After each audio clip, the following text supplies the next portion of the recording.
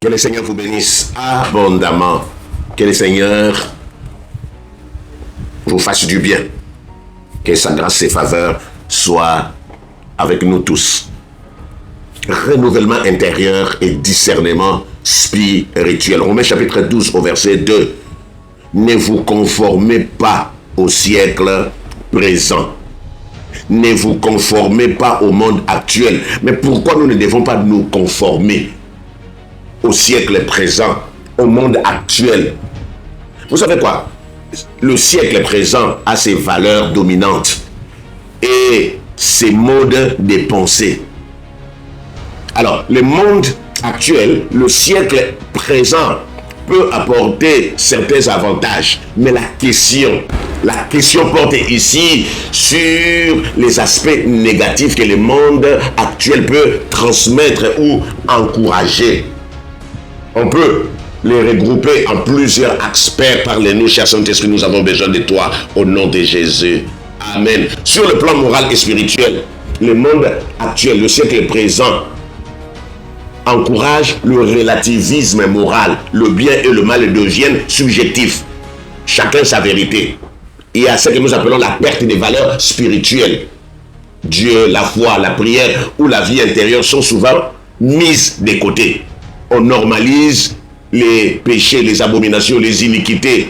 Ce qui était autrefois reconnu comme mauvais est parfois présenté comme normal, même souhaitable. Sur le plan humain et social, c'est l'individualisme excessif. Priorité au moi, à l'orgueil, au détriment de la solidarité et du sacrifice pour les autres. Il y a le manque d'amour authentique, les relations superficielles, utilitaires ou éphémères. Il y a ce que nous appelons la dévalorisation de la famille, instabilité des foyers, banalisation des engagements durables. Sur le plan psychologique, la pression de la performance, jurer quelqu'un en fonction de sa réussite, son apparence ou sa productivité. Ce qui amène quoi? L'ancienneté, le vide intérieur. Malgré les progrès, beaucoup ressentent un manque. Aujourd'hui, il y a la dépendance aux écrans, aux réseaux sociaux. Il y a la comparaison constante, perte d'identité personnelle. Sur le plan matériel, c'est le matérialisme, recherche du plaisir, de l'argent, du confort, comme finalité de la vie. On oublie que la finalité, c'est le ciel. La consommation excessive, l'avoir prime sur l'être, l'injustice prime sur l'exploitation. On concentre les richesses, on ne fait que construire à gauche, à droite. La pauvreté persistante. Sur le plan de la vérité, c'est la désinformation, la confusion, la difficulté à discerner le vrai du faux. On rejette la sagesse, on rejette la tradition, tout ce qui est ancien est jugé dépassé. En résumé, quand la Bible dit ne pas se conformer au siècle présent, ne pas se conformer au monde actuel, parce qu'aujourd'hui le siècle présent peut conduire à perdre son identité profonde, sa foi, son sens moral et sa vocation. Si l'on ne garde pas un esprit critique, c'est pour cette raison la Bible dit ne vous conformez pas. La suite dit mais soyez transformés par le renouvellement de l'intelligence. Soyez transformés par le renouvellement intérieur. Signifie quoi? Signifie un changement profond et progressif de la manière de penser. On dit quoi? De manière progressive, ce n'est pas du jour au lendemain qu'on change. Voilà pourquoi beaucoup de chrétiens, quand ils acceptent Jésus-Christ, ils s'arrêtent au niveau de la conversion. Non, c'est un changement progressif et profond et qui conduit à la transformation de toute la vie. Voici l'essence ou étape par étape, être transformé. Les mots bibliques utilisés impliquent une transformation intérieure, pas un simple changement extérieur de comportement. Il y a des gens qui changent seulement leur corps extérieur. Non. Ils sont obligés de faire semblant. Ce n'est pas faire semblant d'être différent, mais de devenir réellement différent de l'intérieur. C'est ça la transformation. Le renouvellement de l'intelligence désigne la pensée, la mentalité, les valeurs, la façon de juger et de décider. C'est renouveler, c'est abandonner le raisonnement du monde. Laissez Dieu vous orienter, vous purifier, vous guider, vous corriger. Corriger votre façon de penser, votre façon de parler, de marcher. Apprendre à voir la vie selon la vérité de Dieu. Alors, comment ce renouvellement s'est fait? Par la parole de Dieu. Elle est claire, elle corrige et aligne la pensée. Par l'action du Saint-Esprit. C'est le Saint-Esprit qui convainc de toute la vérité. C'est le Saint-Esprit qui enseigne, qui transforme les cœurs. C'est aussi par la prière et la méditation. On ne peut pas être renouvelé si on ne prie pas, si on ne médite pas la parole de Dieu. C'est par la prière, c'est par la méditation qu'on change ses priorités. C'est par la prière, qu'on obéit à Dieu. Plus on met en pratique la parole de Dieu, plus la pensée est renouvelée. Le résultat est le discernement spirituel. C'est pour cela que la Bible dit, ne vous conformez pas au siècle présent, soyez transformés par le renouvellement de l'intelligence, afin que vous discerniez ce qui est vous, la volonté de Dieu. On commence par la volonté de Dieu. Et puis, c'est là où la Bible parle de ce qui est bon, ce qui est agréable, ce qui est parfait. Les trois dimensions de la volonté de Dieu. Connaître ce qui est bon, ce qui est bien, ça c'est la première chose. Connaître ce qui est agréable, connaître ce qui est parfait. En résumé, cela signifie penser selon Dieu pour vivre selon Dieu. Au lieu de penser selon le monde, ce n'est pas une transformation instantanée, mais un processus quotidien afin de discerner quelle est la volonté de Dieu, ce qui est bon et agréable. Ces trois mots ne sont pas synonymes. Parce qu'il y a des gens qui disent seulement pour discerner ce qui est agréable. Non, ce sont des niveaux, comme je disais tout à l'heure, les niveaux de la volonté de Dieu. Est-ce que quelqu'un peut dire amen? Discerner le bon, discerner l'agréable et le parfait.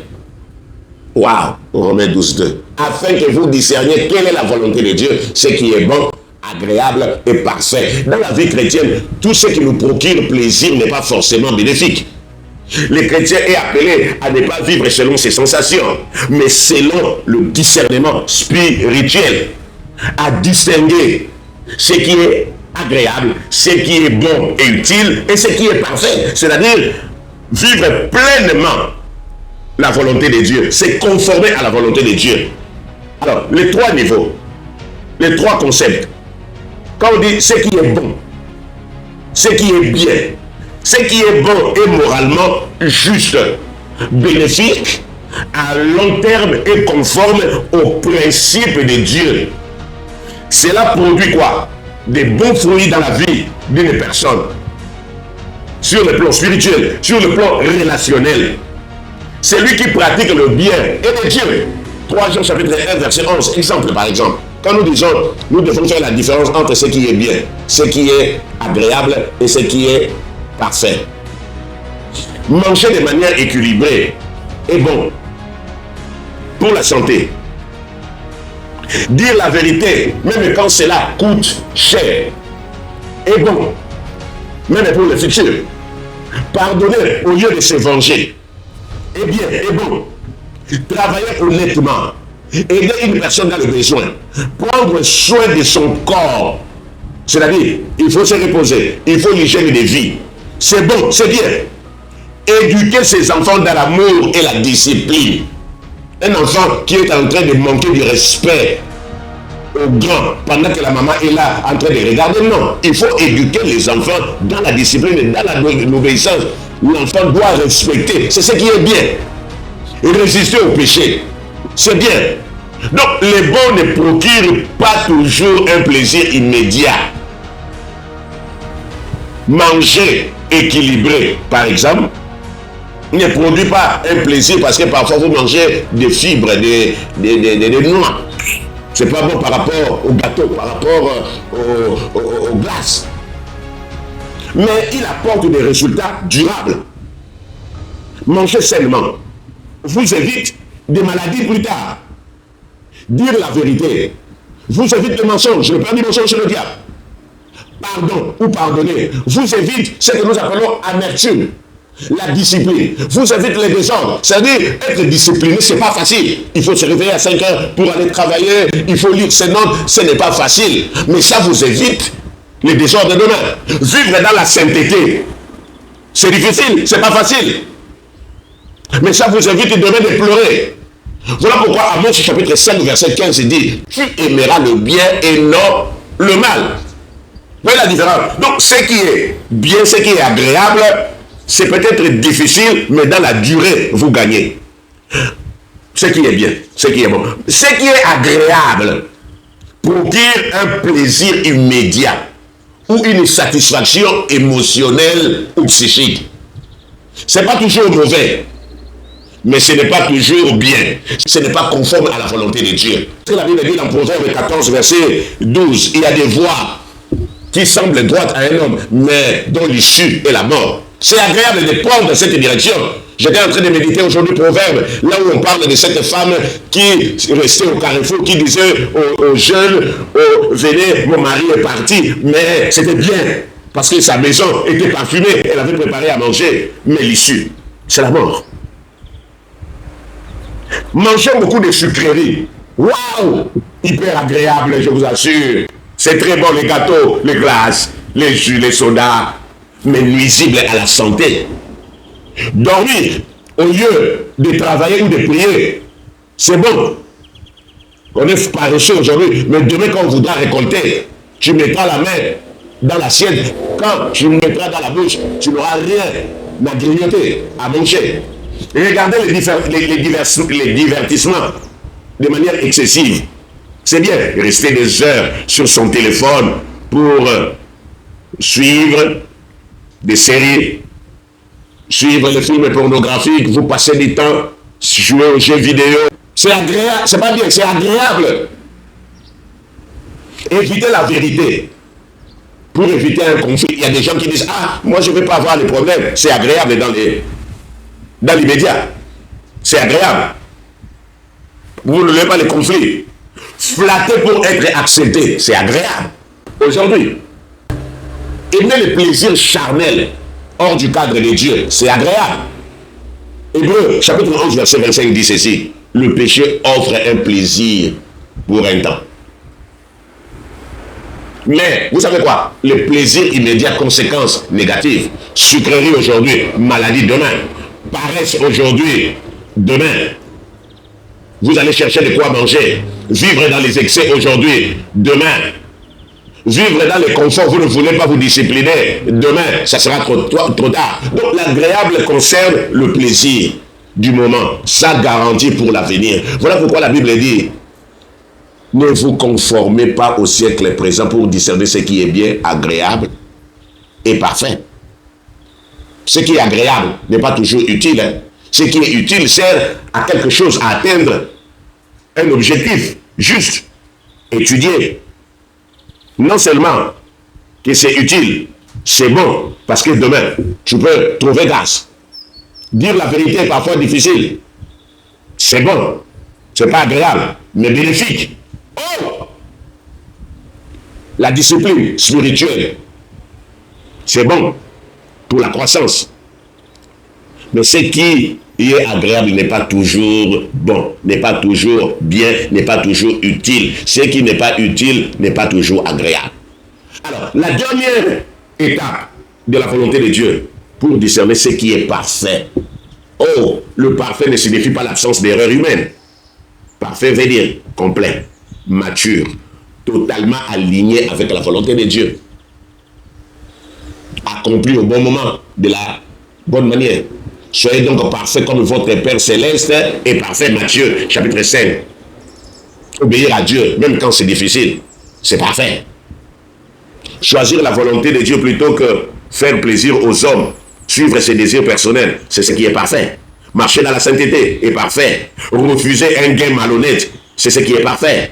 Attendre le temps de Dieu, il y a des gens qui sont pressés. Oh non, je vais me marier après un autre, quelqu'un que tu ne connais pas, 2 mois vous vous mariez. Ah, vous allez pleurer, mais attendre le temps de Dieu, c'est ce qui est parfait pour entrer dans le mariage. Servir Dieu sans rechercher la gloire humaine, c'est ce qui est parfait. L'œuvre de l'Éternel est parfaite. Or, tout ce qui n'est pas parfait amène quoi? Des compromis. Amène quoi? Des problèmes. Amène l'orgueil. Cher ami, la Bible dit, je commence par cette introduction importante. La Bible dit, nous devons être transformés par le renouvellement de l'intelligence pour discerner. Beaucoup de gens pensent que discerner, c'est faire la différence entre le bien et le mal. Non, c'est faire la différence entre ce qui est bien, ce qui est bon, ce qui est agréable et ce qui est parfait. Le discernement, ce n'est pas le mal. Ce qui est agréable n'est pas seulement mauvais. Mais le discernement, c'est faire la différence, comme disait un pasteur, entre ce qui est bien et ce qui est apparemment bien. Ce qui est agréable et apparemment bien. Mais dans la durée, ça vous crée des problèmes. Est-ce que quelqu'un peut dire Amen? Alors, ceux qui n'ont rien retenu, le chrétien n'est pas appelé à vivre selon ce qui est agréable, mais à rechercher ce qui est bon, à pratiquer ce qui est utile, à marcher selon ce qui est parfait, c'est-à-dire la volonté de Dieu. Le discernement est important pour ne pas se laisser guider par le plaisir immédiat, mais pour choisir ce qui est bien, ce qui est utile, conforme à la volonté de Dieu. Est-ce que quelqu'un peut dire Amen? Seigneur, merci pour cette introduction. Tu nous dis, le chemin du discernement passe par le renouvellement intérieur. Éternel de gloire, tu nous as parlé. Merci pour ce thème que nous avons commencé à développer.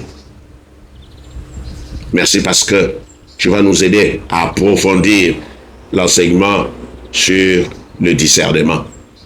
Éternel, par manque de discernement, beaucoup ont emprunté des mauvais chemins.